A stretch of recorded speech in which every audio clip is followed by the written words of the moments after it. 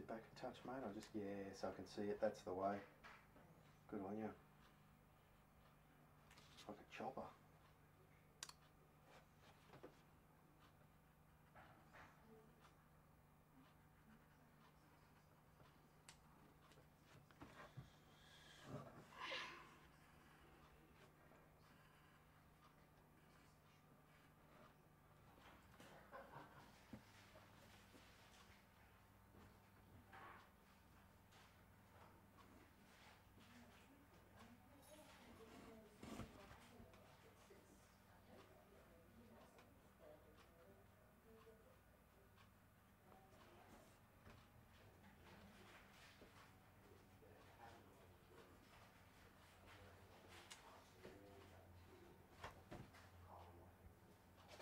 Done. Just Finish. a little bit. Keep going. Do you want to tend to do it more, or? Just a little bit more, mate.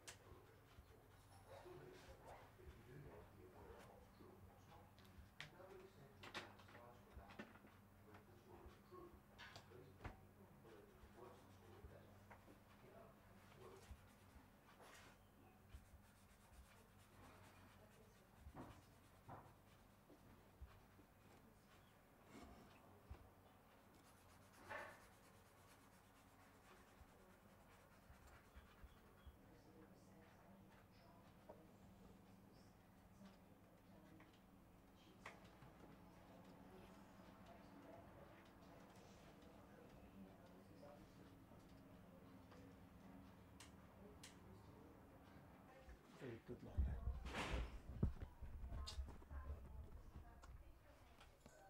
So do I like read the cover as well? Hold on, Liam. Okay, you ready? And 3, 2, action.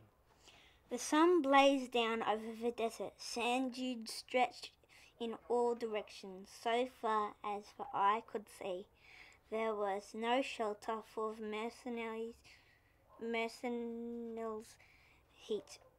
A nomad wearing long robes the same colour as the sand was stumbling along the dunes. His thin face was burnt by the sun, and he screwed up his eyes against the glare. His throat was parched, and his lips were cracked. "Water," he muttered. "I must find water." At the foot of a dune he spotted a small plant with dark, thick leaves falling to his knees.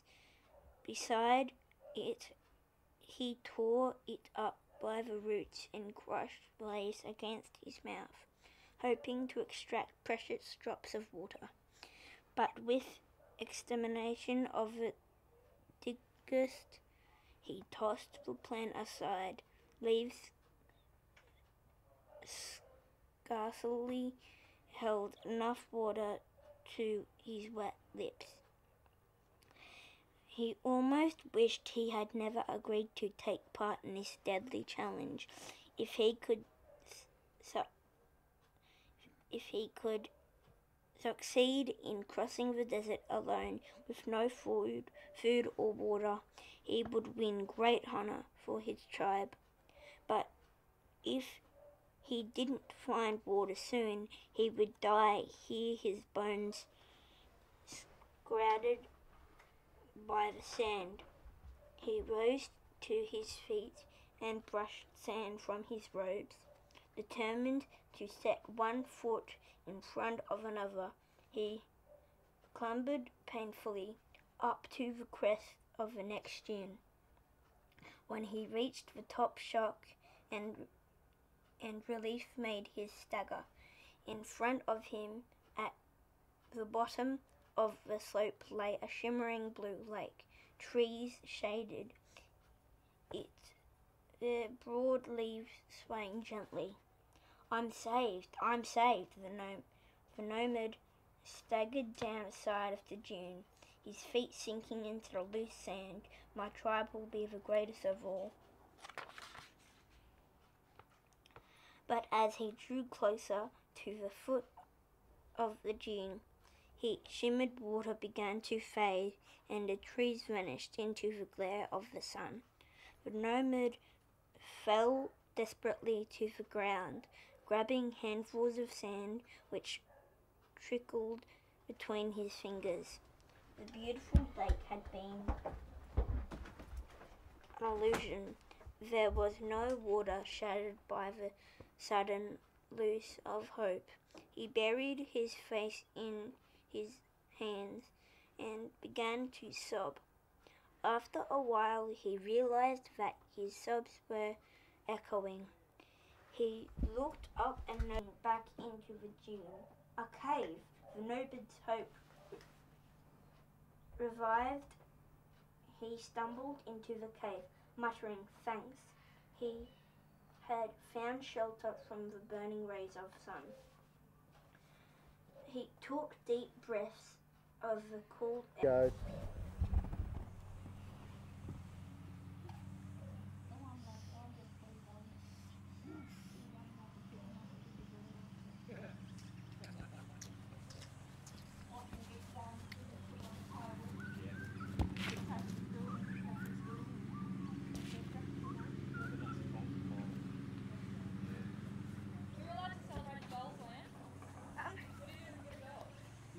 Shirt over your head, mate. You can if you want. Do the airplane? Show up stick leg.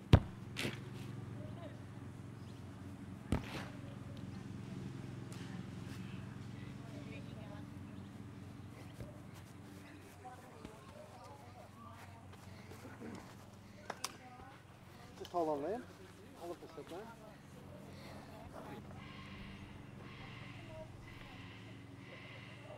And away you go.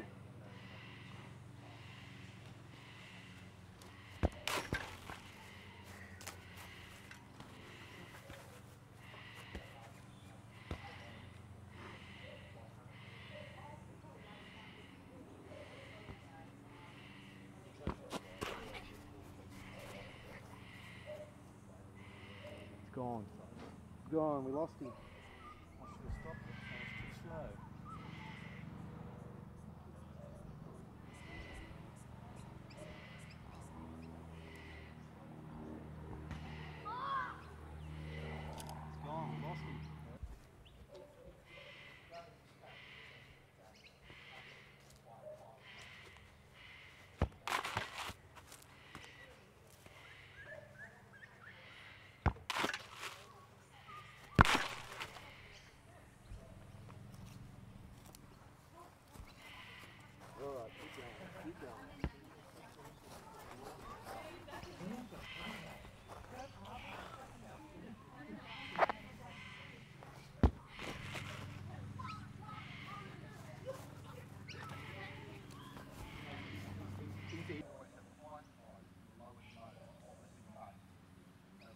All right, buddy. I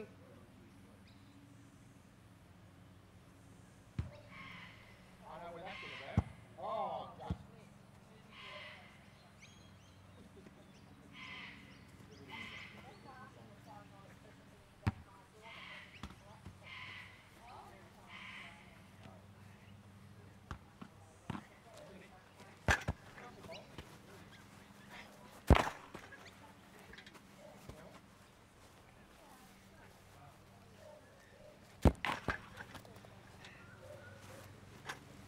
Another one for me, just from that same spot, right?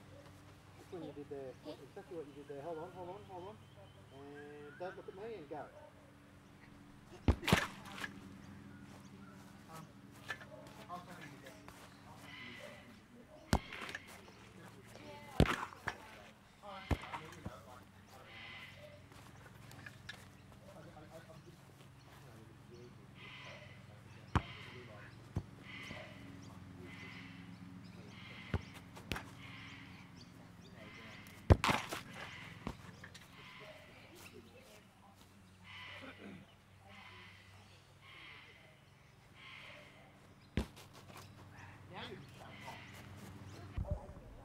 Well, I'm going to start up here then. You ready? Are you done? That'll be the uncut. Ready? Ready? Ready? Oh, goal! Oh yeah? I'm sure that was a fluke. Let me try that again. Come here. Okay, we'll try that again. I'm sure you'll block me this time. Ready? Ready? Ready? Ready? Ready? Oh, denied. Again. Come on, Dad. Kick it to me. Please, mate. Ready? Ready? Ready? What was that? Come right in, mate. Yeah, that's it. Come right in. Oh.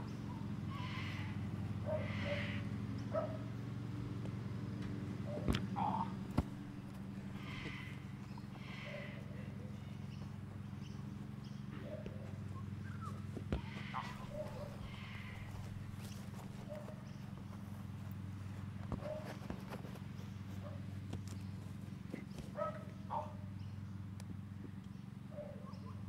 Can you juggle it? No, you be goalie. I'll be the goal. You hold that 2 goals. See how many I can score. Come on.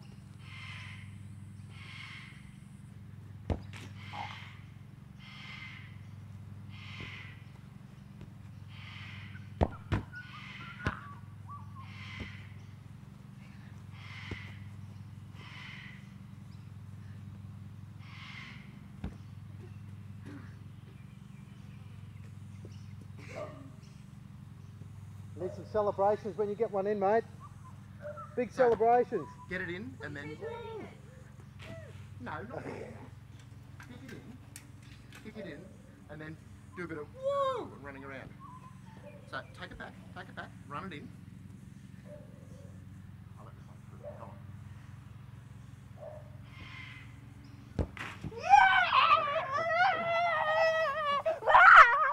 Is that enough? That's born to it. Beautiful. Born Hey? to it. Straight to Hollywood. Manchester. One more Go celebration. on, slam it in. Okay. Pollyann, come on. Kick it in from there. Go.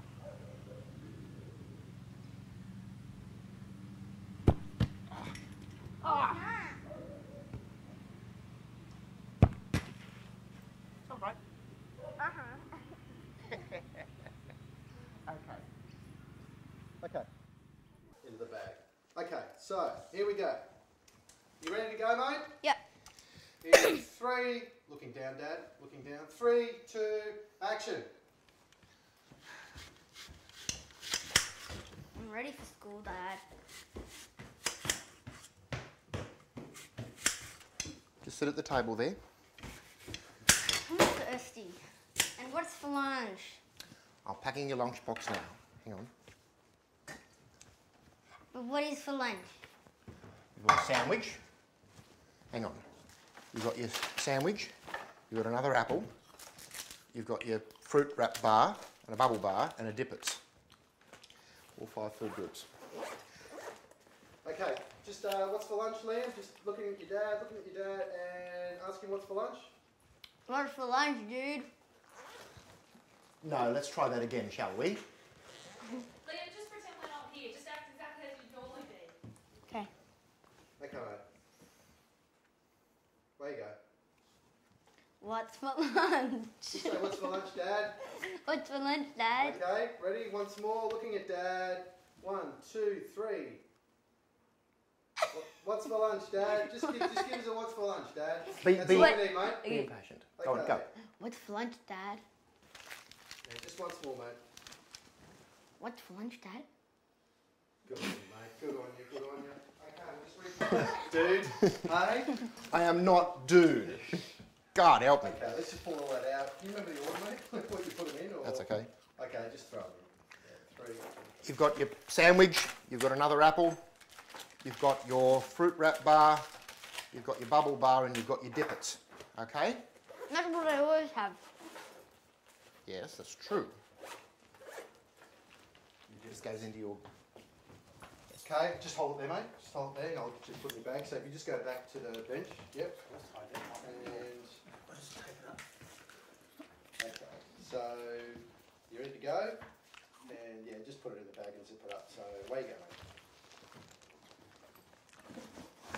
When can I get a new school bag? When this one wears out. Okay.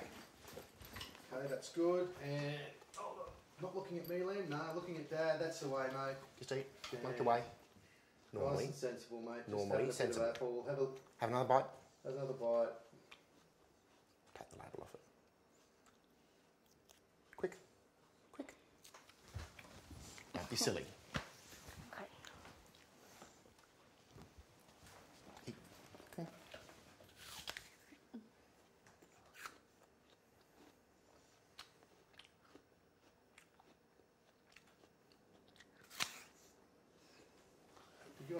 And you're looking at Dad, Liam. That's the way. And once you put it in, mate, say something like off to school. So, Come on. No, just No. once you put it in. So you just zip it up the bag. Oh, I was going to put this in. Yep. And bag, just zipping it up. Liam's looking at Dad. And in we go and go. All right then, off we go. Out the door. Okay. Come on. Right. Youth is wasted on the young. Yeah, and don't leave Polly because he might chew something. Don't let Polly chew on his shoes. Excuse me, Liam. This is exciting. Be sensible. Okay. Walking up the driveway. Here we go.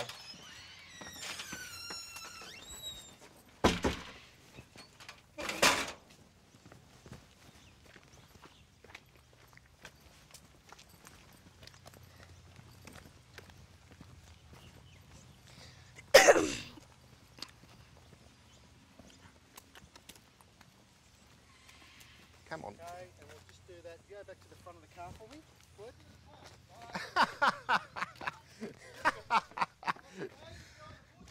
I know people make jokes about Channel 9 hiding in the shrubbery and, you know, like lurking and... Okay, ready?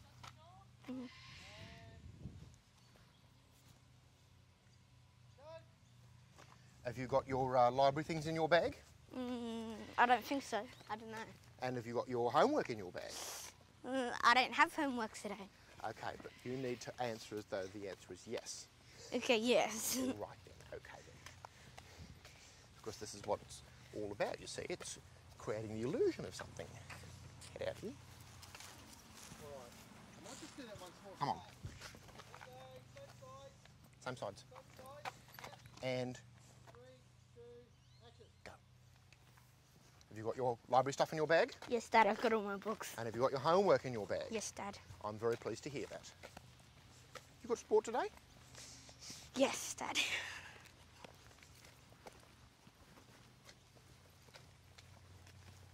Come on. Thank you. And action. Go. You first. Okay. And.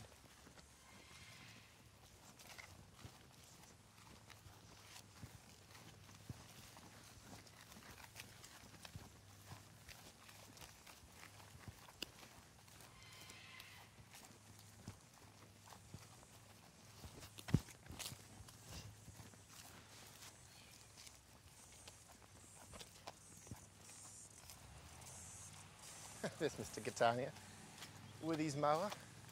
But we just look at each other and we look at... Just as though it would be normal. You've got to be on this side of me.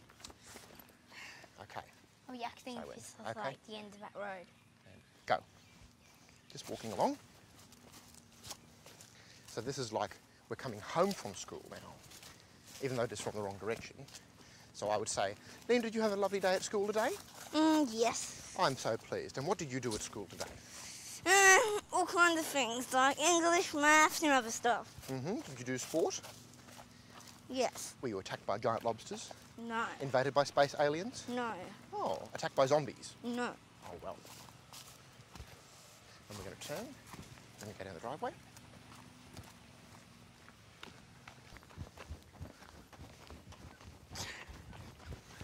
This is awesome, hey? It is interesting, isn't it? It's interesting just to see how they do this. I mean, I'm going to be on TV. Well, Not all of this, listen, not all of this will be on TV. Maybe just for a few seconds. Okay, now we're going to stand here on this side of me. So we're going to talk about stuff like you're going to go to school and give sensible answers. And go. You got sport on today? Yes, Dad. What do you do for sport? We do soccer, cricket, running. What about when it is very, very hot? Sometimes we still do it. And sometimes we just watch a movie in the hall. Is it ever so hot that sport is cancelled? Yeah, sometimes.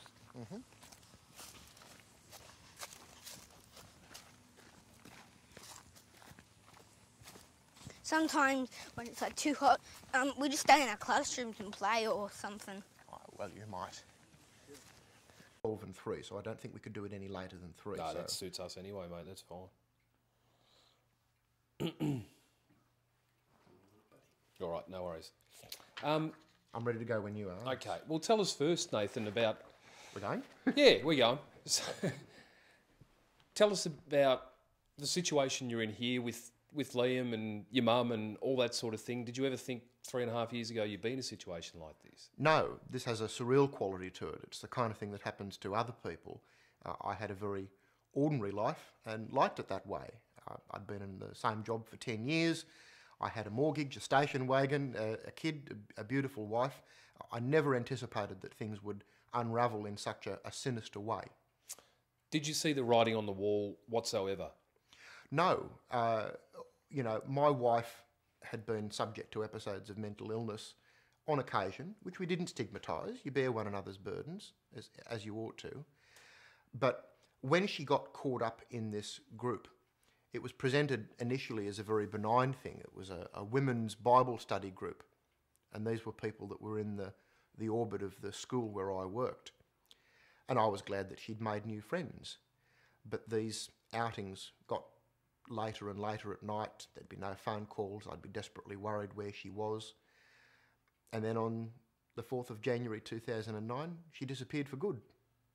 What did she say to you? Do you remember what she last said to you before she went? She said, I'm going to my Bible study group. Sorry, say that again if you wouldn't mind. That's okay. She said, I'm going to my Bible study group. I'll be home for dinner. And my then 6-year-old son and I waved her off as she drove down the driveway. And she's never been home since. After 3 years, you still remember that moment very clearly? Very clearly, because, again, there was nothing particularly sinister about that. What I didn't realise is that she was disappearing into a group that had very sinister motivations. What do you suspect those motivations are? Well, what are the motivations of any cult group? They want control. They want to take over people's lives. Everybody that's in a cult feels that they're justified in terms of what they do, but by any objective measure, what they've done is evil. What have they taken from you? They've robbed my son, first of all, of his mother. They've robbed her family of a daughter, a sister, a niece, a granddaughter, and they've also robbed me of a soulmate. Have you ever entertained the thought over the last 3 years that perhaps she made the right decision, even for a fleeting moment, or it's just too implausible? It's too implausible because if you look at a group, a Christian group that tries to help people become all they can be, that's a good thing. But if you look at what's happened to Kylie, she's lost her job, she's lost her family, she's lost her house, she's lost her son, she's lost her dignity, she's lost her name. Now, that can't be regarded as good by any measure.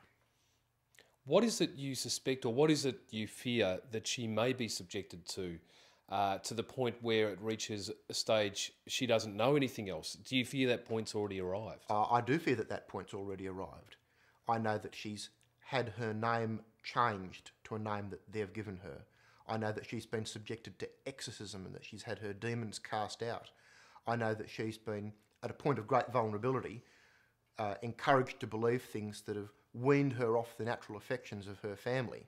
They've convinced her that they're evil, I'm evil, that they have this siege conspiracy mentality. Are they dangerous? I think they are dangerous because not only have they broken up my family, but I've got proof that they've broken up other families. What do you think their ultimate objective is? This group believe that they have the one true faith. That would have to be regarded as a hallmark of all cults. They believe that they have a handle on God's truth. They believe they have a handle on how to bring Jesus Christ back to the earth and sit at his right hand before any others in the entire world. Everything they believe dovetails in with that kind of messianic, end times, spiritual warfare belief. Which sounds, at face value at least, a rather violent set of beliefs. Look, I don't know that they've perpetrated any physical abuse against my wife. What I am accusing them of is perpetrating a gross psychological abuse against her and probably against others. And I think there needs to be a law against such things.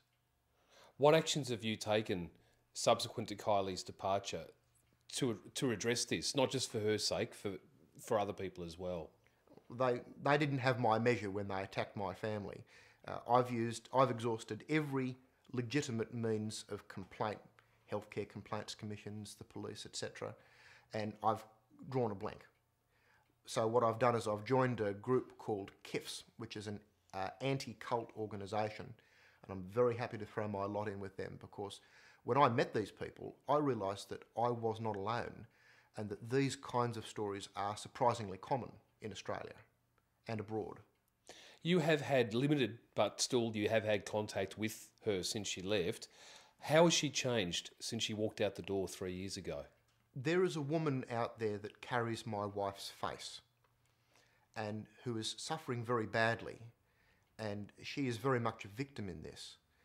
But she is somebody that I and my family and my wife's family don't really recognise anymore, and that's something I grieve over every day. She has some interest in our son, but won't see him, rarely calls, and I say to people, it must be a very evil thing that can quench the maternal spirit in a woman, and that's what's happened here, and I can't get my head around it. It is hard to get your head around, isn't it? What about Liam? How do you think he is coping with all of this? He's lost his mother. He lost his mother at the age of 6, and it's like a missing persons case where you don't have a body to bury or something like that. He has had the best landing that I can provide him, in the sense that we've had tremendous support from friends and from family, including from Kylie's family. I'm very grateful for that. How does he ever refer to her in the third person? How does he see his relationship with his mum? Because Kylie has been so unwell and has been taken away so completely, her identity has been stripped away so completely. I've struggled to know how to portray his mother to him. Occasionally he'll wake up in bed at night and he'll cry for her. Sometimes he'll confess to feeling very melancholy and that he misses her. And at other times he shrugs his shoulders and gets on with life and realises that that person that would have otherwise taken an interest in school prizes or soccer games or swimming carnivals isn't there anymore. And that's been really difficult to deal with. Do you sometimes look at him and wish that he had a much better relationship with his mum, or some sort of relationship with his mum? We would be delighted if that were possible. We've begged for as much, but it's very awkward. It's very difficult. Kylie seems genuinely bereft and misses him and loves him, I'm sure, but still doesn't choose to have that contact. And it's very difficult to kind of process what's going on in her head. How much of a role do you believe the movement that she's with has had in stopping her from seeing Liam? I think they are very much responsible, because Kylie was a lady that was embedded in her community, family oriented, professionally competent in her job. She was a real keeper. And to see that stripped away until there's just a shell left, these people are responsible for ruining her life. Are you angry towards them about that? I've been through all the various emotions. I've been through grief. I've been through anger. At the moment, I'm possessed of a cool resolve to see some justice done. How are you going to do that? Well, by bringing it to public scrutiny, by telling others that might be going through the same situation that they're not alone, to tell them that there are people that are advocating for stronger laws in this situation. And if I can spare one other family from going through what we've been through, then I'll count my time as well spent. You can't legislate for a mum to return to their son. What is it specifically that you want changed to facilitate that? Well, the way I say it is if you commit a sexual abuse or a financial fraud or a common assault against somebody, the law will bring you to book. But if you perpetrate a gross psychological abuse against somebody, there is a gap in the law. There is a gap in the law, and there is no law against it. So we want to see this referred to the Law Reform Commission for some examination, and we want a law against this kind of psychological abuse. And the advantage of a law like that is that it strips out all of the baggage that comes with infringement of religious liberties or infringement of association or, free speech and all the rest of it. We reduce it to conduct. Focus on the conduct. If there's conduct like this that can rob a person of everything that's good in their lives, surely society is prepared to stand up and say there needs to be a law against this. And we just need to get our politicians to hear that. Do you suspect that Kylie was specifically targeted by these people because of the mental state she was in? I think when she drifted into their orbit at a point of increasing mental vulnerability, that she was regarded as a prime target. And I'm aware of other people that have drifted into their orbit in the same way and got, treated in much the same way. We've seen what their beliefs are on YouTube and in literature and so forth. Can you condense for us in a nutshell some of what the beliefs are that you fear that Kylie might be subjected to and might actually believe now? Well, in the first instance, Yeah. these people believe that they're engaged in spiritual warfare.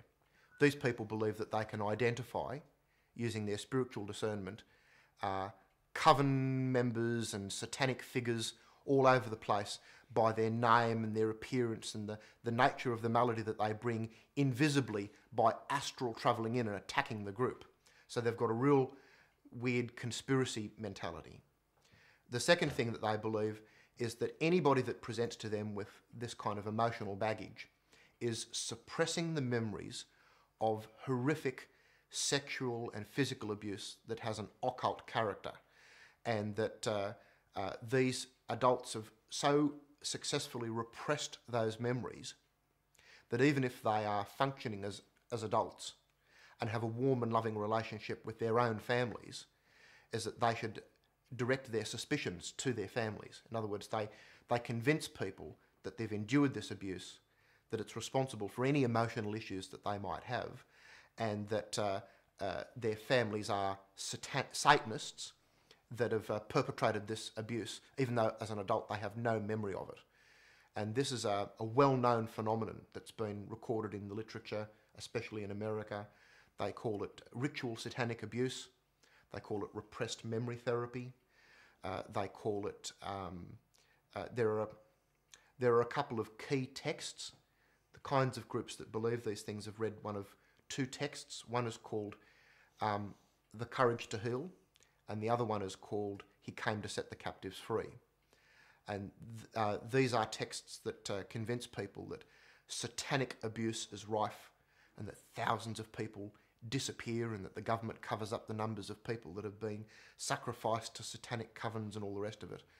It's all been thoroughly debunked, of course, but there are these groups that still believe in this kind of thing, and then they practice this as a kind of therapy when what a person really needs is professional psychological and psychiatric care, and in the case of my wife, it ruins their life. How do you shield Liam from all this? It's just, how do you shield him from this? It's awful. He doesn't know the gory details of this, and there's no need for him to know the gory details until he's much older. all of the documentation that I've put aside, he can read when he's old enough and if he asks. In the meantime, I put him to bed every night saying, Mummy and Daddy love you very much. And I'll keep telling him that until he says, Dad, who are you kidding? Do you think he'll say that one day? I hope he doesn't. Because I want him to have a good relationship with his mother. One thing I know more than any other thing, and that it's the situation cannot endure. It won't stay like this forever. All I can do is try and pave the way and say, I fought the good fight. I didn't give up on you. I didn't, turn you against your son. Everybody that I've ever spoken to can see how evil this situation is. So if you ever change your mind, we're here. What about your relationship with Kylie? Can you ever save that, do you think? No, the person that left is gone, and the person who may come back would be a different person. Now, that's not to say that you could start something new with that person, but I have no illusions that, what I've lost is truly lost. And I suppose that compounds the evil in this situation, in the sense that, the life that I had with a beautiful, vivacious girl has been completely destroyed. You plan to drop some things off to her today. What are they and why are you taking them to her? She'd asked for some photos. Pregnant ladies keep a pregnancy book. There's some photos that I've put onto a memory stick for her, and she'd asked for that stuff, and indeed it was part of the settlement when she divorced me. Those are the only things that she'd asked for. We've got tubs and tubs of other stuff that I want to give her, and she says, I've left that behind. What sort of things? Oh, clothes, trophies, trinkets, gifts. She took remarkably little with her, and that's what convinced me early on that the situation was very, very sinister. Because if a person leaves, you expect them to take all of their stuff with them.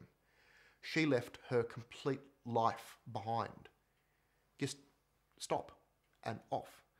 And the first Christmas without her was really difficult. And we sought some contact with her, and I said, what are you doing? There's an empty chair here and your absence is so keenly felt. And she says, I'm with my family now. Because she's been convinced that the people that she's with are her family. When she said that to you, did that send a... Sorry, mate. You done it a tape? Yeah.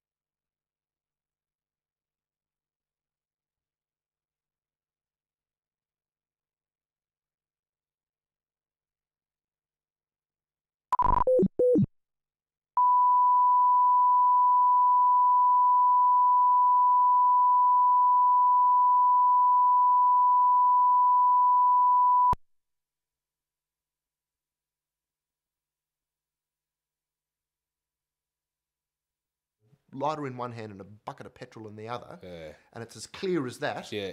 They don't have the resources to kind of get in there. Cat teams and so forth. And you can't make a person undergo a psychological assessment No. against their will. All right. Yeah. Just put this down. Very good, mate. Yep. So when? Okay. You're talking about Christmas, how she basically had left 12 months before, but you were still in contact then. And when she responded by saying that I'm with my new family now, how did you react? I was absolutely gutted in the sense that marriages break up and people move in, and that's very sad. But what I realised at that point was that she had been brainwashed, reprogrammed into believing that these people that had done her so much harm were actually her family. And that was a kick in the guts. What would you do if you ever ran across these people? The people who are responsible for taking your wife and your son's mother away from you? Words are weapons.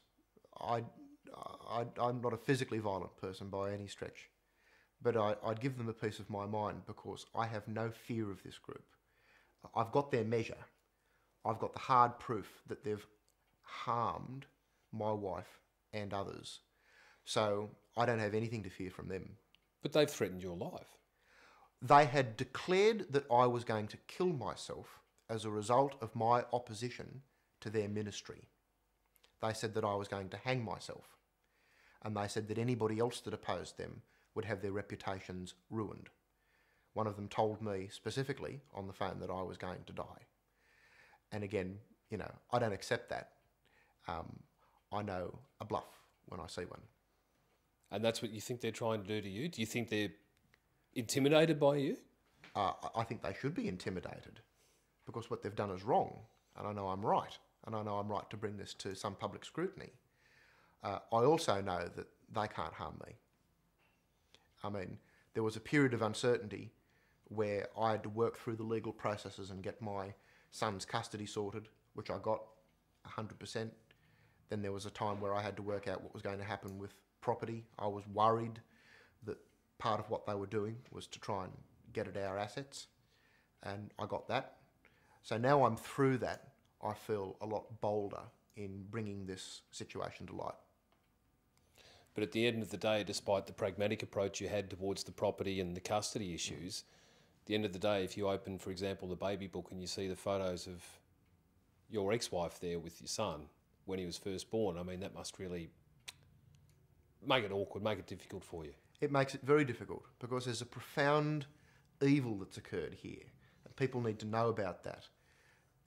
To rob a child of their mother, to wean a woman off all of the affections that she held for her family, her parents, her siblings, her grandma, to get them to abandon their life so completely, that's wrong. And people need to stand up and say it's wrong. Just finally, to play the devil's advocate, if I were the leader of the Shepherd's Heart movement, I would say to you, she's made this move of her own free will. She remains here after 3 years. Clearly the evidence is that she wants to be here and not with you. How would you respond to that? I'd say people in a modern Western democracy can believe what they want. They can join whatever group they want. But society is entitled to draw a line when the conduct of an individual or group causes harm as obvious as this. I will correct you on one part. The Shepherd's Heart are a different group. Yes, but I'm them as an example. What I'm saying is now everything we've been talking about so far has been specifically about this group up in the Blue Mountains. Now, I could give you some good quotes about what the Shepherd's Heart people believe, because that's even crazier. I was just about to ask. But I'm about to say, but their involvement is more peripheral. It's worth scrutiny, but what the Shepherd's Heart people will tell you is, look, we met Kylie on a couple of occasions. We confirmed the diagnosis that these people from the Blue Mountains had obtained for Kylie, and we provided them with the training in this therapy program for people that have suffered from ritual satanic abuse. Of course, what sits beneath the surface of that benign claim that the Shepherd's Heart would make is the fact that their beliefs accord completely with everything else that I've already said. But they also believe that demons in human guise walk the earth today and breed with women and create half-demon, half-human hybrids that walk the earth as kind of demonic super soldiers. It's really, really weird.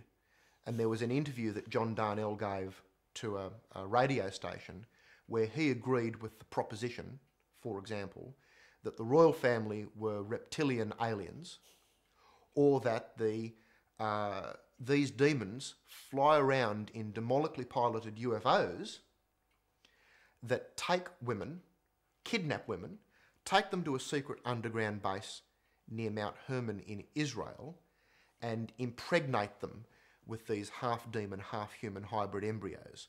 That was an assertion that was made in an interview that he gave, and he was perfectly okay to go along with that. Now, people that believe that can't be providing a therapy for a mentally ill person. They get away with it because they were using a pseudo-medical, pseudo-psychological terminology, and it actually duped a psychologist into writing a letter saying, yes, this is the therapy that Kylie is sitting under, and that's okay. I'm providing some oversight. Would you believe I made a formal complaint about that, and the complaint was not even sustained? I can't believe why that would be the case. It shows that there is something badly wrong with the system. For a psychologist to give their approval to a program of therapy that involves a belief in demonically piloted UFOs and endorses exorcism as a good practice for a person with a mental illness, possibly multiple personalities, that's not right. What's going on? So, when you're accused of being responsible for at least part of Kylie's symptoms, you know, whether it be that you're, you know, a bad person, no matter what phrase they use for it, because by implication they're saying that you are, and your family, and that Kylie's suffering as a result. How do you not take that personally? Firstly, because I know it's not true. Everybody has many, many flaws. I'm certainly not alone. When a marriage ends, there's usually a multiplicity of causes. So I'm not saying that I'm completely blame-free here. What I do know is that at a point where my wife was acutely mentally vulnerable and ill, diagnosed ill, these people acted in a way that made her worse and not better, led her away from the support and love of family that she should have had through a time like that, and then proceeded to unpick all the threads of her life. And it's ended like this. It hasn't ended yet. It's in what respect? In the sense that this isn't the end of the story. This interview isn't the end of the story. Bringing it to public light isn't the end of the story. I can't predict what will happen a week from now or 6 months from now, but what I do know is that Kylie's situation must change, and I hope for the better.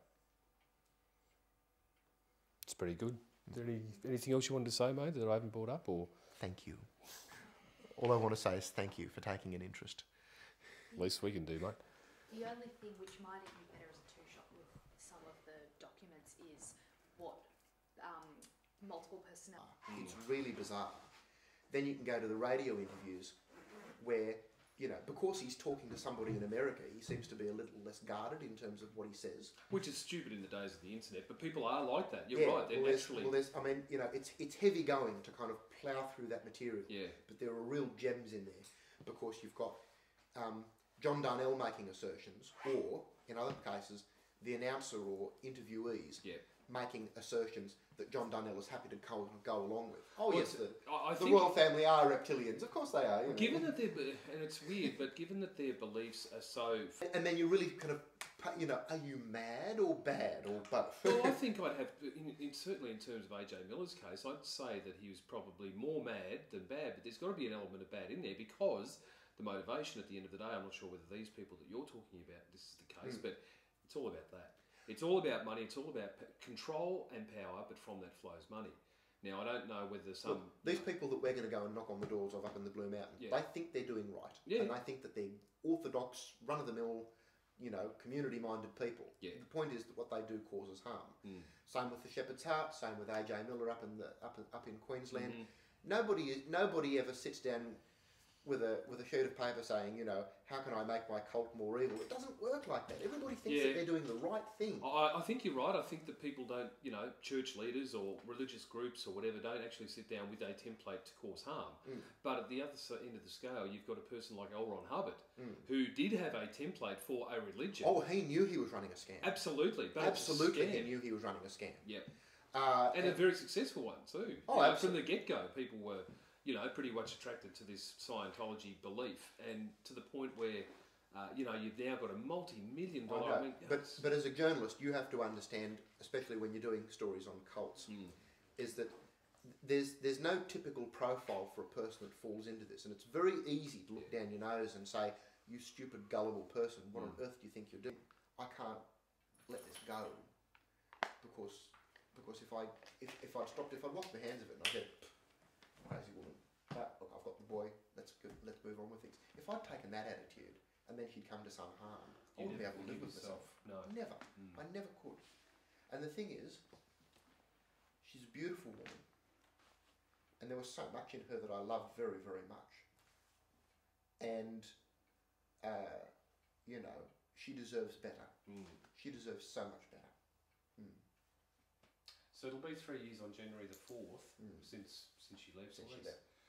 It's sort of it's at a point now where, as you said, something's got to change, something's got to give.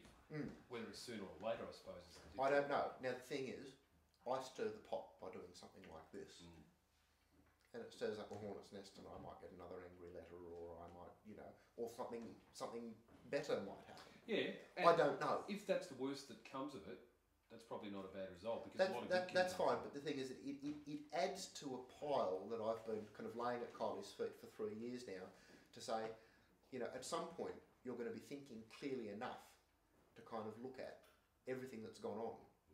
This is serious enough as it's been on telly, is that your name's been spoken in high offices, your name's been spoken of in Parliament House, and always with a very sympathetic portrayal. Kylie is a victim. Chloe, do you want to do any questions? Yeah, I will. Did you write down a few for us, Lex? Yep. Thanks. Can you just a fraction, mate, just hop to your left Yep. there, just hop over. Are you going to be beautiful? Nice, mate. Chloe, you just want me to choose a few? Yeah, whichever one do you reckon are best. Thanks, Brian. Another shot. Let's have a shot, mate. Yeah. First one, do you remember what she said that night before she left? Was it a night when she left? No, it was Afternoon, yeah. an afternoon, and Because she said she'd be back for dinner, so. she said, I'm going to my Bible study group, my women's group, which I thought was just a social thing. I didn't see anything particularly sinister in it, because these were people that were A new circle of friends, as you described them. Friends. Yeah, They were people that I had worked among at the school yeah. for years. These were people that were on the board of the school. So I thought these people were trustworthy. It was only afterwards that people were able to come alongside me and say, Little did you know.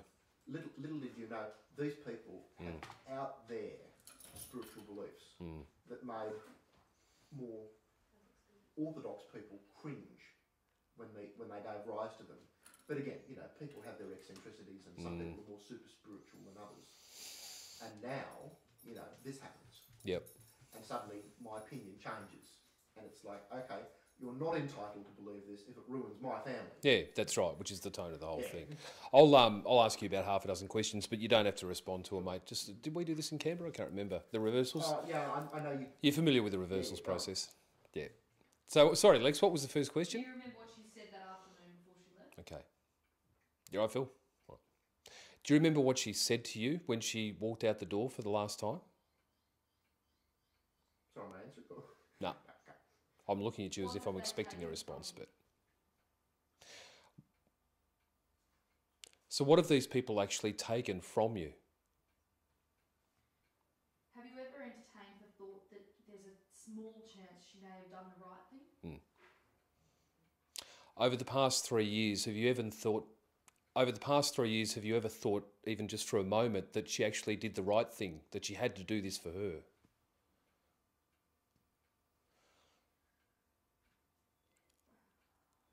Good, thanks. Sorry, I'm just trying to... How's your writing go? You've had limited contact with her every now and then. How is she different now to 3 years ago? All right. You have had contact very sporadically with her over the last 3 years. Is she a different person now than what she was then? What about Liam? How is he coping with this?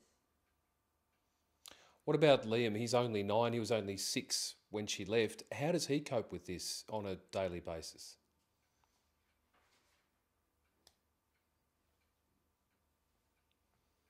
How much of a role have they had in Kylie not seeing her son Liam? In Liam seeing his mum? Yep.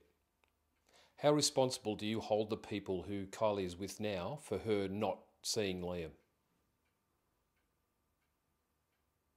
Do you believe Kylie was specifically targeted because of her vulnerability? Do you think it's a case of Kylie specifically being targeted at that time because she was mentally vulnerable? How do you shield Liam from this? I'll give that one a miss. I remember the response. That's cool. Yeah. Alright.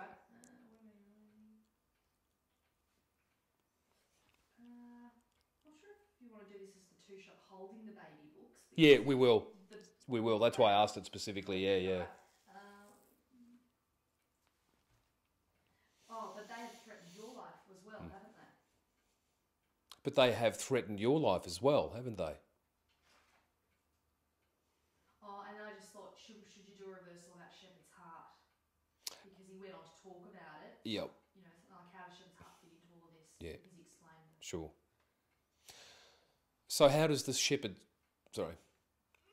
How does the shepherd's heart... What was that? You've got nothing. I was trying to intimate you with it.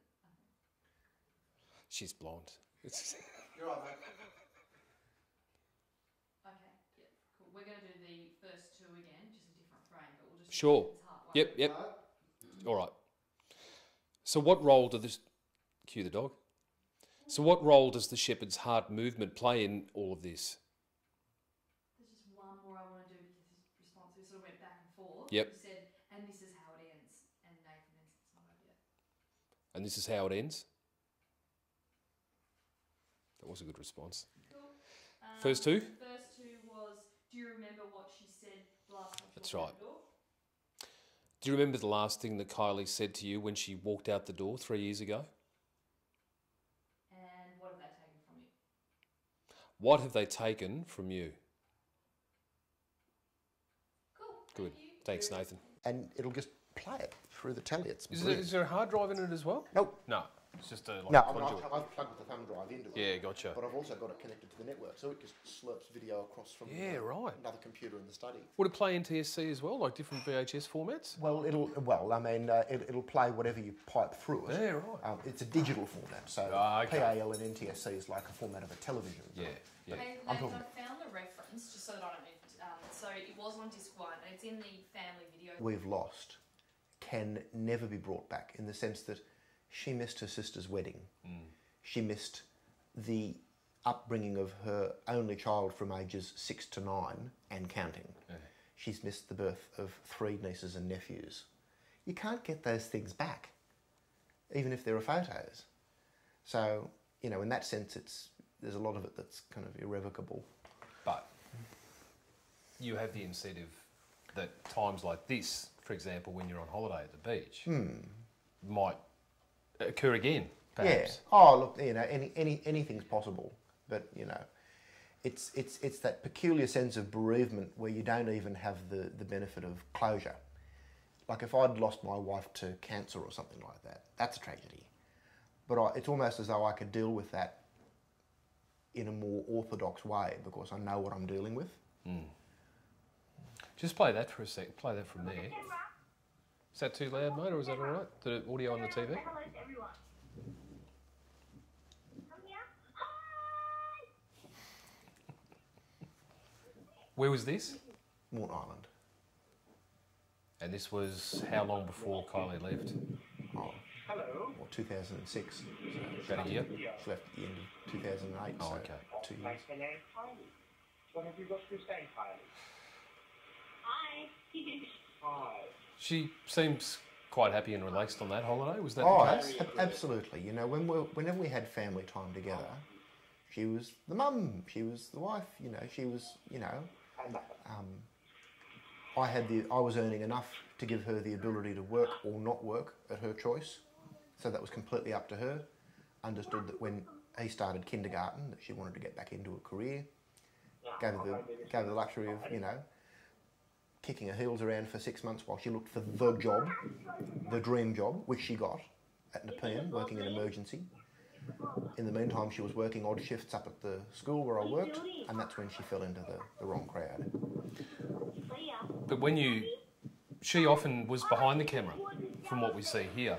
Well, yeah, I mean, you know, very, very often, you know, she was so, you know, these were precious times for her too. She was an ordinary mum, you know, just, you know, enjoying a family, a husband and a son and, you know, family holidays and, you know, ordinariness for us wasn't boredom, it was peace. And what we had was peace. Now, Kylie, you know, had depression at times she had postnatal depression that didn't resolve really well. She was medicated for that. You know, there were things like that that were kind of clouds on our horizon. But again, that's the choice you've made. You're philosophical about it. You think, well, that's just one of the interesting things that are going to be part of our journey. But then all of a sudden the paths separate. Yeah. Through no choice of yours. Yeah, and it's the arbitrariness and it's the evil of it and the way that it didn't have to go that way, and it's the fact that other people intervened in such a clear way to kind of draw her away from everything that she should have held onto. Family, the love of family, the support of family, getting proper medical care. They didn't seem interested in that. Was she interested in that? Was she interested in helping herself? She was occasionally resistant because, she felt that being unwell was a particular, she felt it was a stigma for her, even if the rest of us didn't. She was very hard on herself because she wanted to be the best mum and the best wife and the best homemaker and all the rest of it. And occasionally she seemed to lack this natural ability to just be content with all of the blessings that we had. I'm sure that occasionally I was a difficult person to live with, but not in an abusive sense, just because I'm borderline ADD and I go off on tangents and I'm very stubborn and... Not the basis on ending a marriage.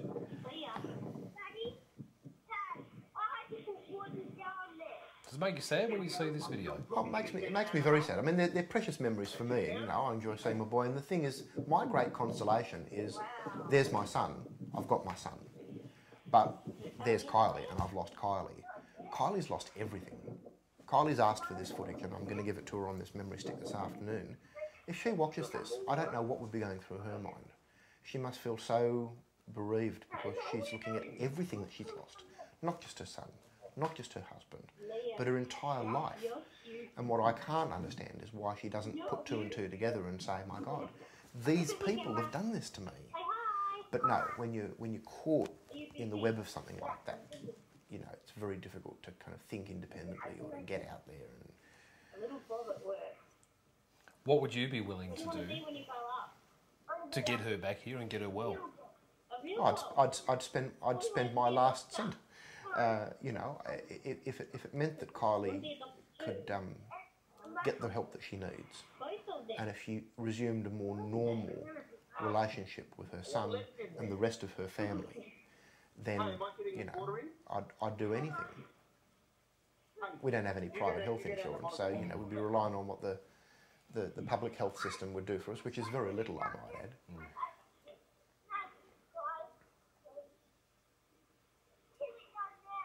Ready? Can you see the paddle? You ready? It's a massive hole he's drilled there, isn't it, really? Yes. He had some help. And then we wait for the tide to come in and knock it all over. Or floods it. Now, I'll find that other... Yes, it was either at 32.20, and if it's not there, it's at 36.43. 32.20. I think it's the 32.20 one.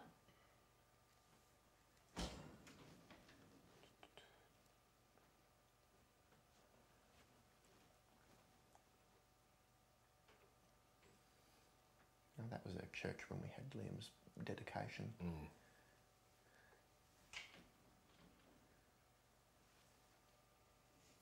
God, I had hair.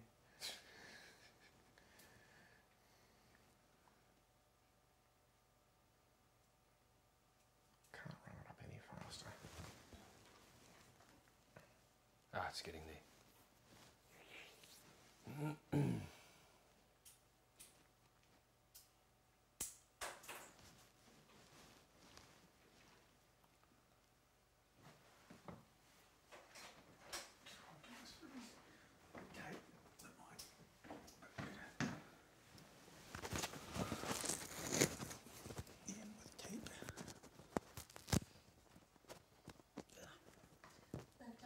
Something else from Carly. They've taken away the possibility of baby brothers or sisters for Liam. Well, that's true. That's true too. Well, that's part of the story I haven't told you yet, because at the point that Kylie left, Yep. within the very month that that she left, we'd renegotiated all of the finance on our mortgage Yeah. so that we could extend our home. Kylie was on a fertility treatment Yeah. because 4 years had elapsed, and Yep. sorry, 6 years had elapsed, and there was no more children, and there was certainly a keen desire for more children. Yeah. So it was all systems go, and those were evidences of a normal life where we were continuing to grow and extend our, and all of that was brought to a shuddering halt. And I always thought that I'd have 3 or 4 kids, and I've put all my eggs in one basket now. What was the time index? 32:20. About now. And what is this, Lex? Coming up? Oh, the party. Yeah, Liam's yeah. first birthday. Is that first birthday? This is his first birthday, yes. I think Kylie was right there. She is. First birthday, what a historic occasion it is. It's our hope that there are many more like it, both for him and his brothers and sisters when they arrive.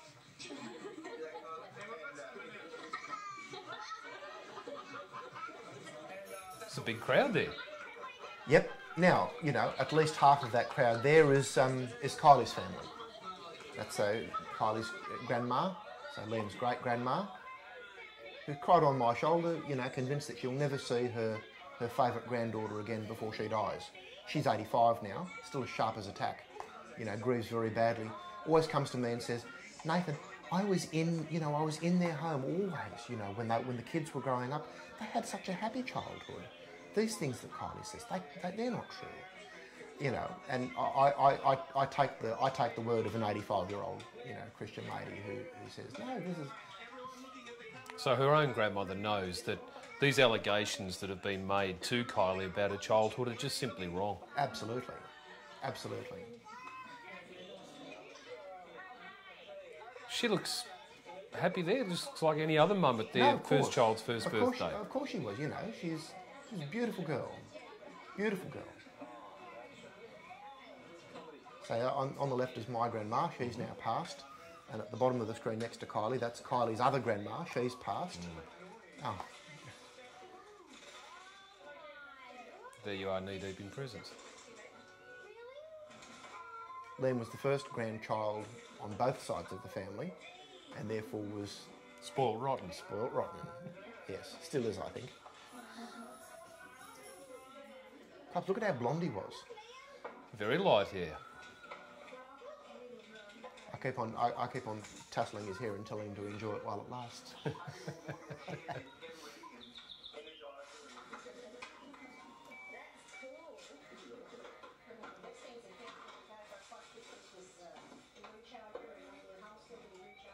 Did he do like most one-year-olds did and just play with the paper and the boxes and Yes. chuck the presents? Yes. Sounds about right. That's right.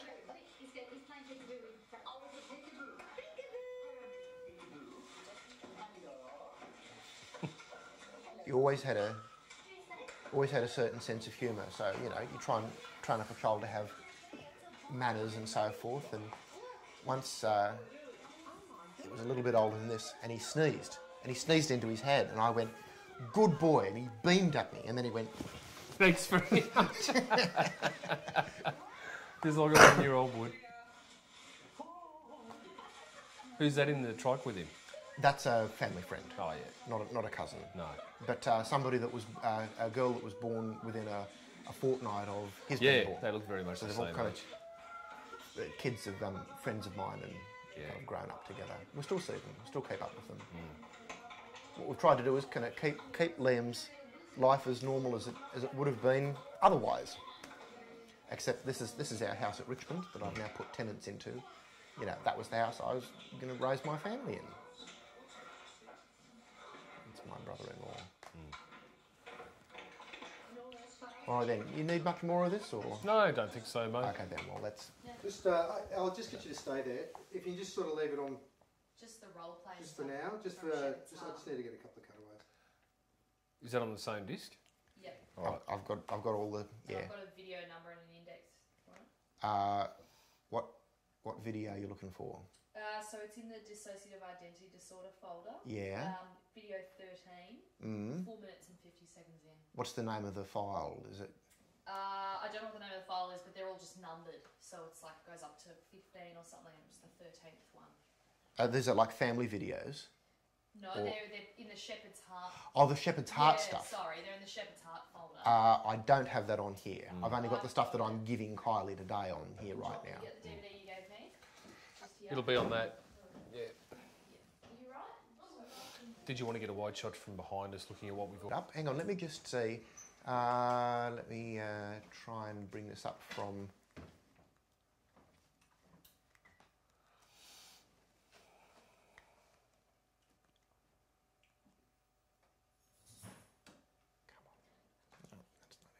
TVs are becoming more and more like computers. Mm.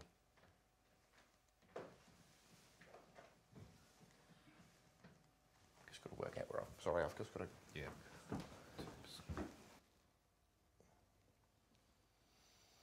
I'm truly amazed at how much footage you shoot for, you know, for it to be winnowed down to like, 5 minutes. Mm-hmm. It's just extraordinary. And that's without all this file tape that we have. I mean, really, we'd use a lot more of this stuff than what we shot out the back. Come talk to the camera. Turn around and say hello to everyone. He's just not interested. There we go.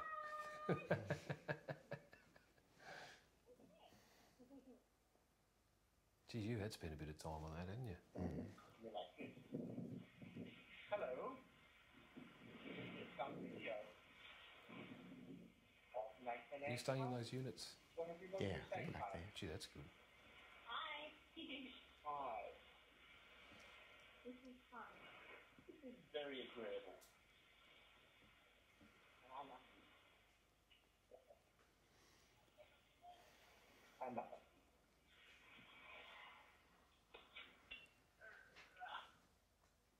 Okay, got that? Yep. Okay. And the birthday party? Yes, Yeah, please. just a little bit of it, mate. So we Let can... me see if I can put back. Yeah, that'd be good. Oh, he's a cutie. Yeah.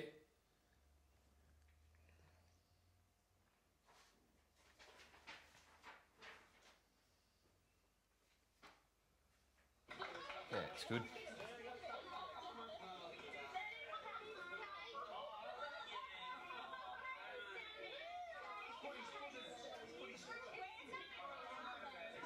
How many people did you have there that day? Oh, Looks like about 60 or so. no, it would have been about 30. Okay. Gee, it looks like My more than that. family, her family, friends. Yeah. A lot of them are cousins. Yeah. There's something pretty good about a first birthday. Everyone looking at the camera on the count of 3. 1. Everyone looking at the camera. 1, 2, 3. Looking.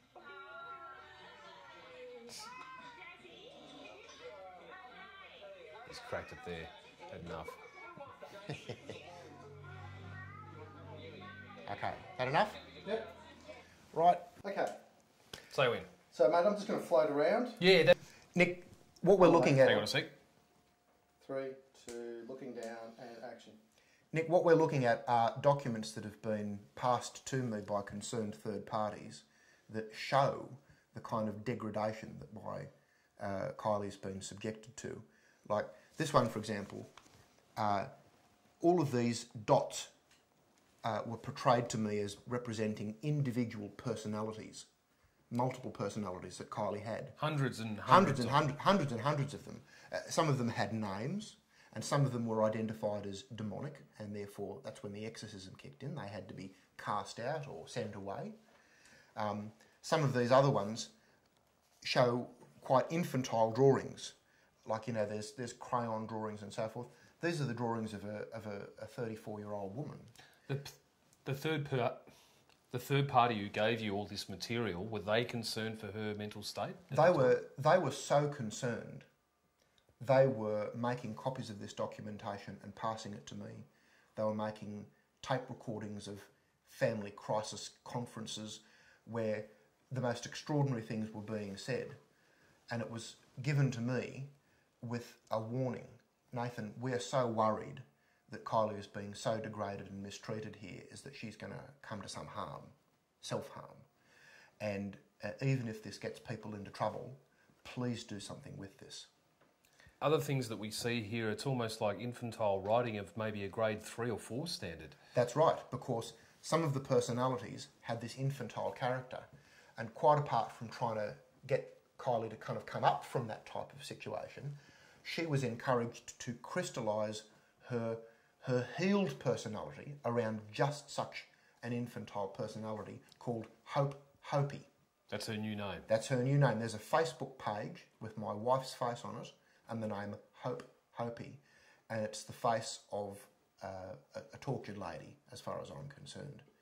And she was encouraged to believe the most astonishingly degrading things had happened to her, and therefore, because, you know, we were concerned that she should cast off her family, because often it was her family that were the perpetrators of this so-called abuse.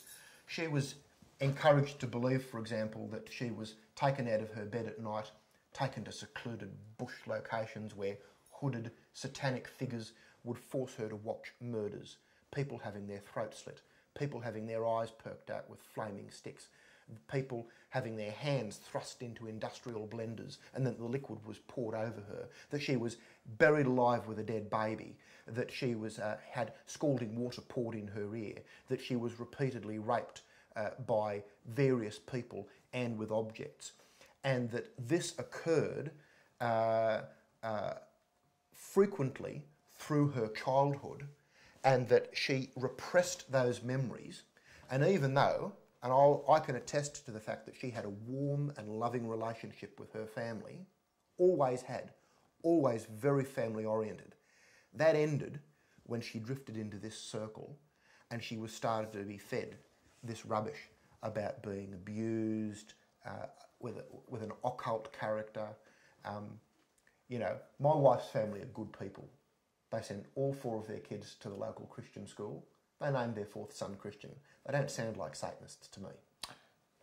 Do you feel a sense of betrayal, a sense of anger, or how do you explain to people who can't wrap their head around the fact that someone can be convinced of things that just simply didn't happen?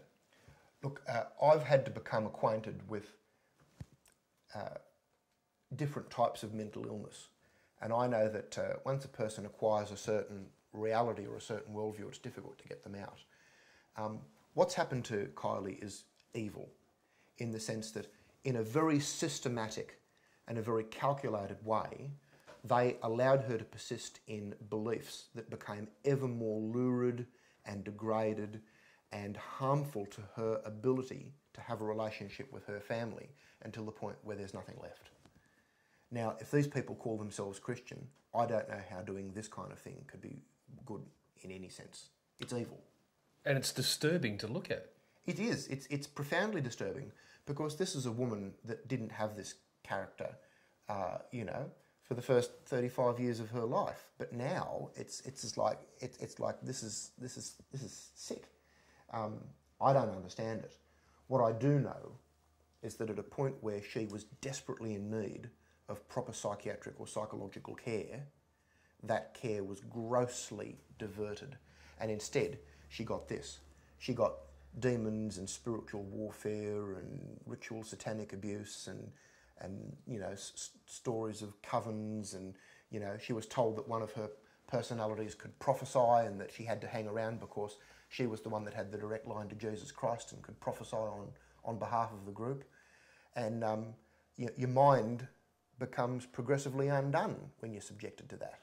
To me, it sounds like if they're convincing her that she's the conduit between the Saviour and them, it's almost guilting her into staying initially. Oh, almost certainly. I can't think of any other explanation that would suppress the maternal instinct in a woman. It must be a very powerful evil that can suppress the maternal instinct and get a person to abandon their family, their young son, their entire life for this. Yeah, cool. Couldn't agree more, mate.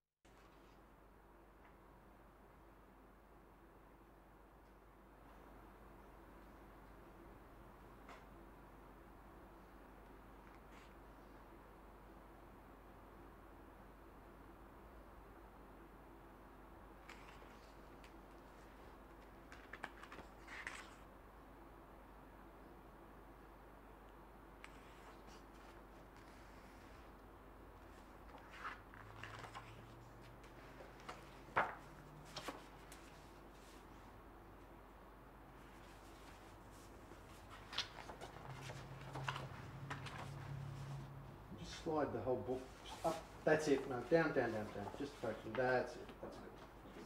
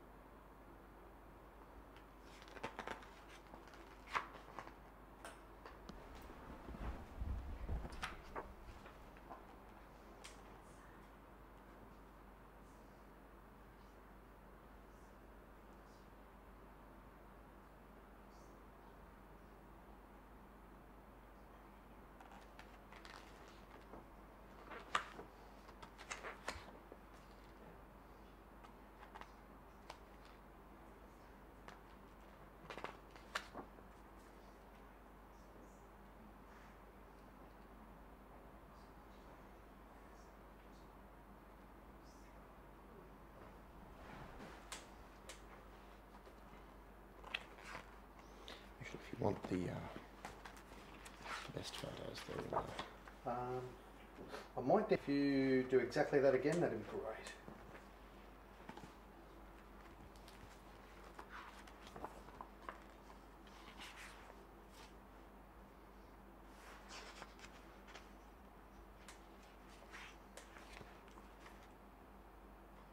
Just go back to that first page.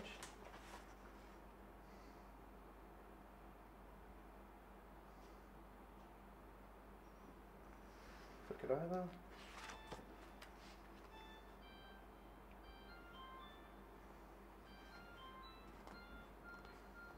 Do it again.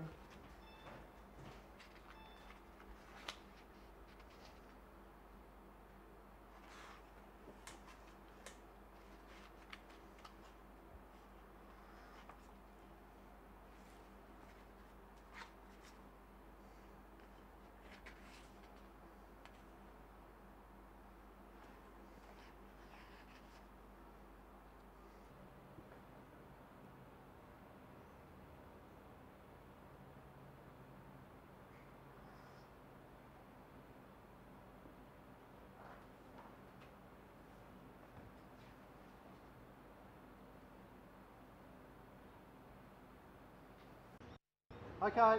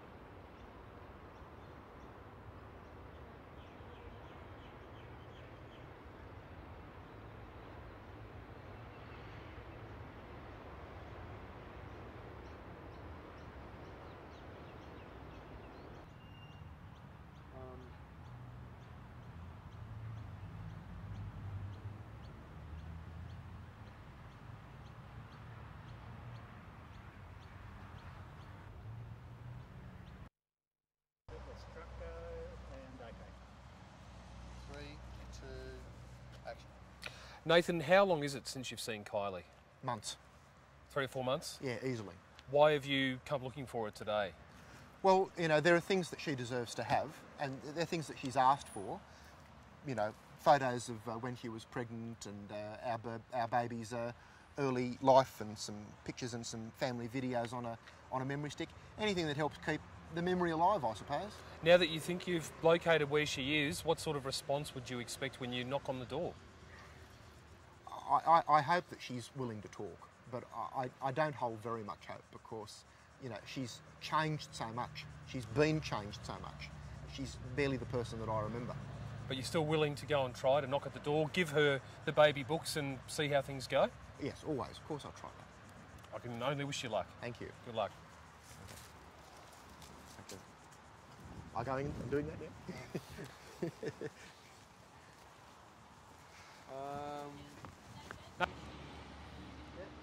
go.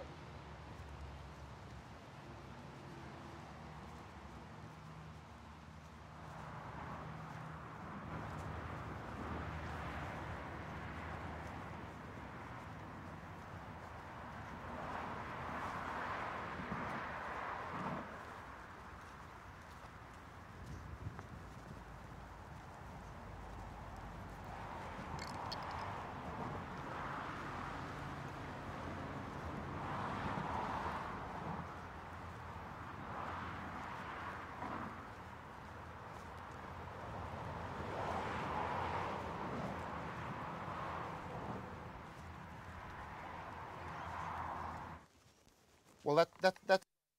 I'd just like to be able to see your face. Because I miss you and I'm worried about you. I'm sorry, I do not trust you as far as I can throw you. You have done nothing but cause trouble for me. I'm not interested in seeing your face. Now, if you put them on the ground, I'll pick them up. Mm-hmm. Just for the record, it is my choice that I am standing behind a closed door, because I do not trust you. I do not want anything to do with you. Therefore, I am not opening the door to you. So if you put them on the ground, I will open the door and get them. Well, okay. Well, let me just describe what's on this memory stick. There's the 2 books that you asked for. You wanted the ultrasound video, and you mentioned it by name. It's on this memory stick. The memory stick's Mac or PC formatted. And there's also on this memory stick some other information that I want you to read privately when you have an opportunity to, without Virginia or somebody else breathing over your shoulder, because what I've put on this memory stick is some of the stuff that you've been hearing about for a long time, and it's extremely important that you have an opportunity to look at it by yourself, so you can make up your own mind without Virginia there breathing over your neck, over your shoulder. And I'll give you another reason. I'll give you another reason, Kylie, and that's because what started last week isn't finished. Okay? And I wanted to give Virginia and the others an opportunity to put their side of the story or to make a statement, because in the absence, you know, if they decline that opportunity, then, well, you know, the opportunity was there. What we began last week is the tip of the iceberg. Now, Virginia can come to the door and she can have me explain what I mean when I say that, or you can stay there with the door closed and I'll leave this on the doorstep and I'll go. What's your choice? Nathan, you do not scare me. Well, I'm not trying to. Well, you're full of Expect a message from me when you need to tune in to Channel 9, and then you can tell whether I'm full of crap. All right? I'm not interested. Just put the stuff on the ground Oh, and bring them and go away. you will be. All right then. Well, it's here. Come out and get it as soon as you can see that I've walked back up the driveway. Okay?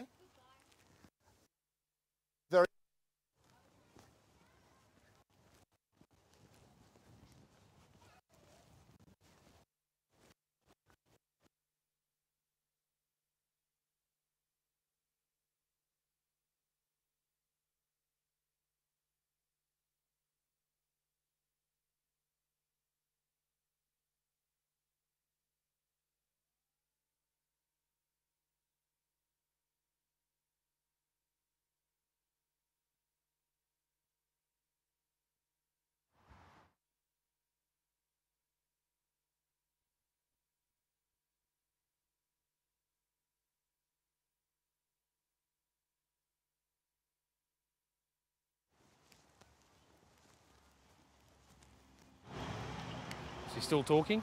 No, he's coming back. Coming. Oh, sorry. So, mate, I'll just get a long shot of him. Yep. And then here he is. I'll just get over your shoulder back where we were, mate. Yep. Interesting to see if he says. Because he'll forget. He'll forget this. Mate, he might be taking you for a ride.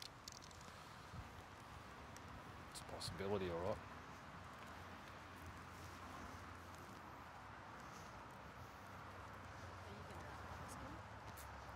I'm thinking about it.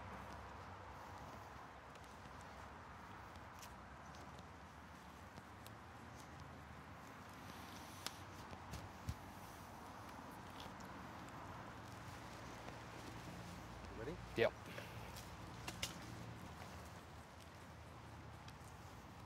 Hey, Flex, could you take those, please? Start.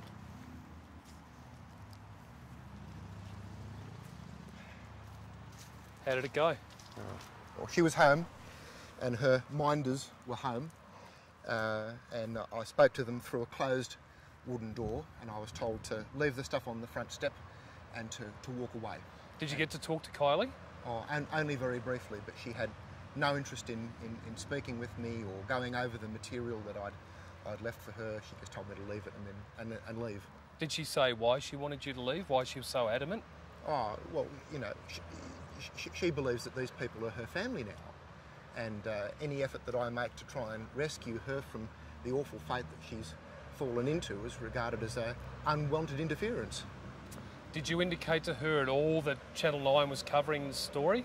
Well, they knew that the story went to air last week about the cult conference, but, you know, they know that something else might still be on the boil, but they don't know what.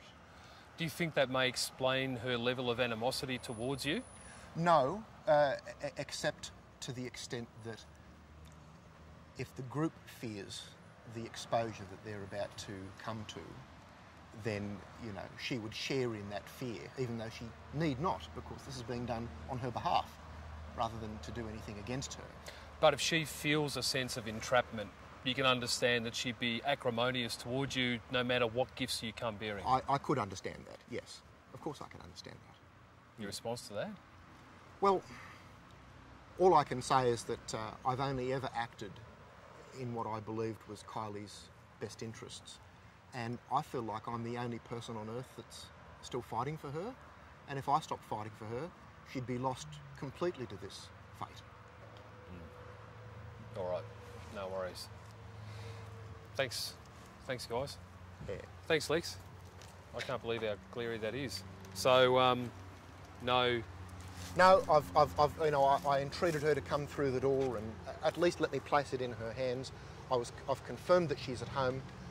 Yeah. I've left it on the front. I've left it on the front doorstep. Yeah. I'm sure as soon as she saw me turn the corner, she'd have come out and taken it in. So she's got that stuff now, and I'm glad that she's got that stuff. Yeah. On that memory stick aren't only family videos and photos and so forth, but I've put the. Now, of course, she's kind of standing by. I think given the wealth of material that you've gathered.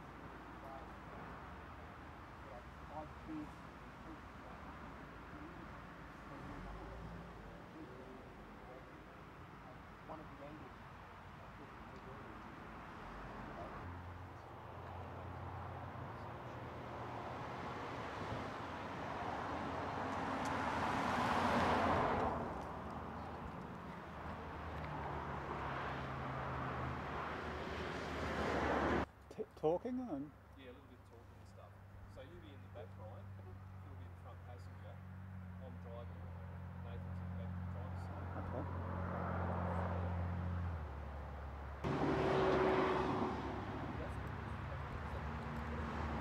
Do you want to put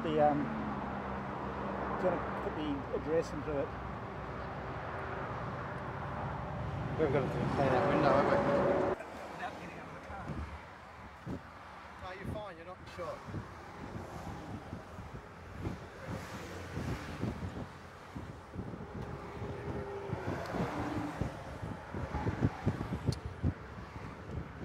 So how long would it be, Nathan, since you...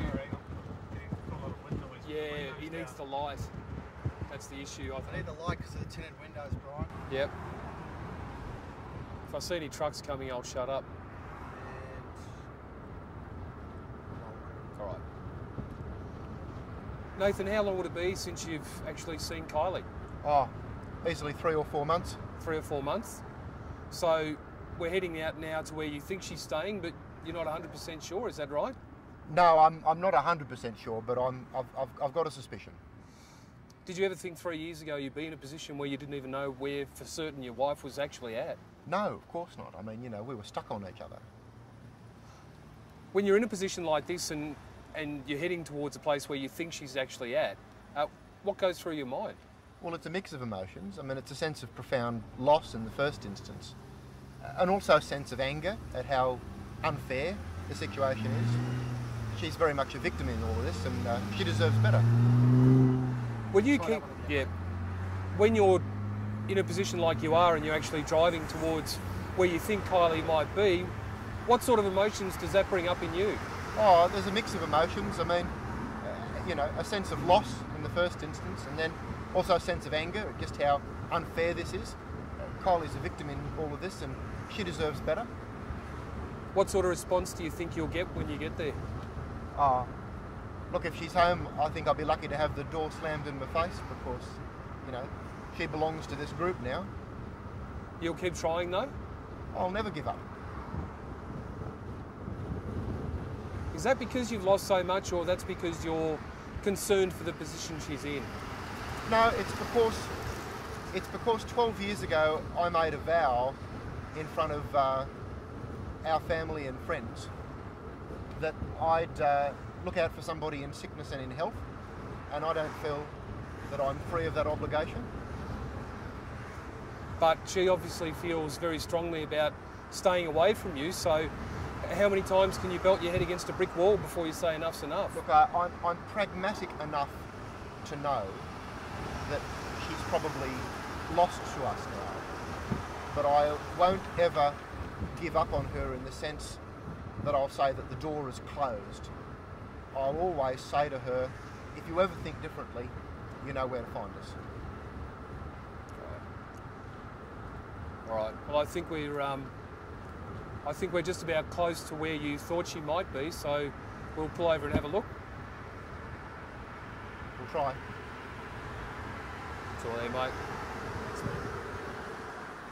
See how we just need a few trees uphill shots. Well done, by the way. That's a hard gig. Are we still on the same road, the right road, or should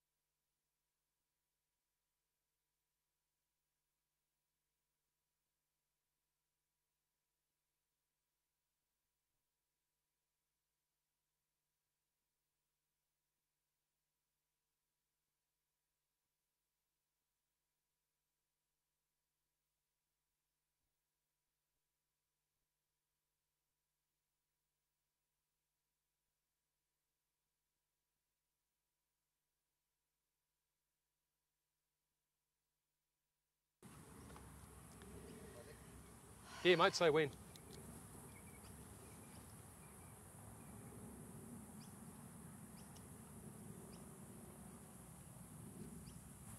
Right, Brian? Yeah. And action. All right. Wendy, tell us about your experience going back 15 years ago when your family, did what they did, joined what they joined. Well, my association with this group began with a house church that my family and I attended. And we were very happy there for some time. We had close friends there, so we had a big investment there. But their beliefs changed and became more extreme. Well, what were their core beliefs? What attracted you in the first place, and how did that change? Well, initially we were Christians meeting together for prayer and Bible study, and all of us were very happy with that group. It was just a small group, but as I say, over time their beliefs changed and became more extreme, to the extent that, for example, certain members of that group, not all the group, certain members of that group prophesied about end times and roles of particular people in that group. What does that mean, to prophesy? Well, they predicted the return of Christ at a particular time and ascribed certain roles for members of that group in relation to the return of Christ. That they would play an active role in his return. Right. That's right. And also one of the group used to lie on the ground and speak with what he said was the voice of God. Do you remember what sort of things they said? No, not specifically, actually. But I do remember it was with the voice of God. And it was also... Stop. Yep, no worries. Yeah, okay. I'll ask you another question if you like and take you down a slightly similar track. But yeah. When was that the point when you first had misgivings about Yes. the people who were involved in the church? Yes. And was it because of what they were doing, or was it because of other beliefs that other people had started to incorporate into the meetings that you were having? It was the beliefs that these certain people had, and I was drawn to that initially, I have to say. But over time I became increasingly uncomfortable. My family became increasingly uncomfortable, and we decided to leave because it was damaging to my family. So we decided to leave at that point. How was it damaging? Because we are practicing Christians, and these views were extreme and not in line with what we believed. It was emotionally very stressful for us because we had close friends in that group, and it was hurtful. How was it hurtful? Well, it was emotionally hurtful because we had friends in that group who were behaving very oddly. Did it sneak up on you, or...? Yes, it did, actually. Okay, just might wait for the motorbike to go, otherwise we won't hear you anything, Wendy. Cameraman's curse.